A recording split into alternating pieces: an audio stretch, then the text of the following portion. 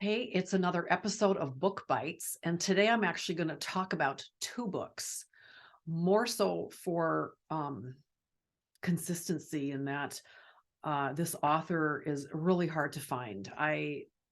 Mary Summer Rain, I used to have her entire collection. I made the mistake of thinking I was finished with them, and I sold them at a garage sale, and then for many years I pined. I wanted to read her again, and I you can't find the books, so I'm just going to give you like a little nuggets. And if you happen across, if it sounds really interesting to you and you come across books from her, I'd snatch them up. So the first book is called Spirit Song. She has a whole, I think she's written 30 books. She's a prolific writer. And the first book well, let me go back up. I went to a used book sale, and I scored probably about 10 of her books. And many of them, like she's got this whole collection um, that are like they build upon one another. And the number one book wasn't there. So I had to go to the library's consortium, and they found it out of state and all of those kinds of things. So that first book is called Spirit Song, and the second book is called Phoenix Rising. Um, her writing is based on her life experience. And given when these books were written, this one was written in 1987. So, of course, the first one, Spirit Song, was written prior to that. Her writing is, especially for that time, very edgy. And I find it's very poetic. I mean, her style of writing is so, in my opinion, very gifted. And I chose one paragraph to read you just so you can get an idea of, the like wordsmithing. She's so the whole premise of her series is her um relationship with a Native American shaman, her training with an old wise one.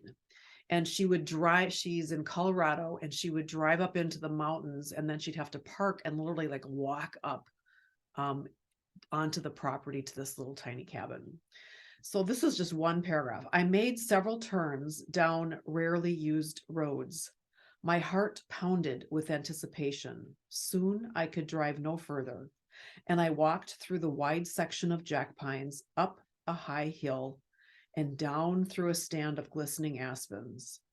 And when the familiar voice of the stream beckoned to me, I knew that I was almost there. I rounded a bend and entered the sacred sanctuary that would compassionately and effectively accept my heartfelt soul song, rise it up on the wings of the wind, and place it at the feet of God. That is just like a benediction or something. And it's in the middle of the book, I mean, this is just how she writes.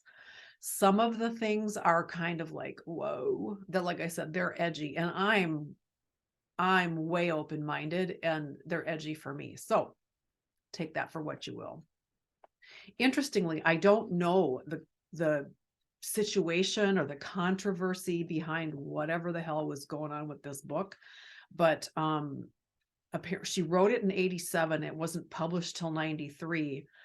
And there was some kind of a lawsuit. I don't know what it was about. I don't really care what it was about, but she kind of, in the what do you call it? The preface to the 1993 edition, she kind of hints about it. And she talks about, because there's some prophecies in here of things that will happen. And I have to say, that as I was reading some of this stuff, it's like, well, was she talking about this pandemic that we just went through? She talks about a nuclear holocaust kind of thing, which she surmises after the fact was Chernobyl. It wasn't a holocaust, but it was horrible. But so this, at least the first two books, I haven't read them in decades, so I don't know what's coming next. But the first two books, they're about Mary's encounter with a woman named No Eyes. She's blind. This Native American shaman is blind, and she's known as No Eyes, and she's also called the Wise One. So it's a very really different kind of read, if you will. But I've enjoyed it. I will say I love the artwork that the newer edition, and I have to say, oh my God, all the books I got were new. They were all the new ones, not the original release. So at any rate, Spirit Song and Phoenix Rising by Mary Summer Rain. If you're up to edgy, mystical, shamanic, holistic, she teaches her all the like the medicine woman kind of medicines with herbs and things like that. If that kind of thing intrigues you, this might be a good read for you. So at any rate, this is the end of my little book bites, but I hope that you'll come back for another episode and that you'll consider going to the library and trying to find this book. I'll see you next time. Bye-bye.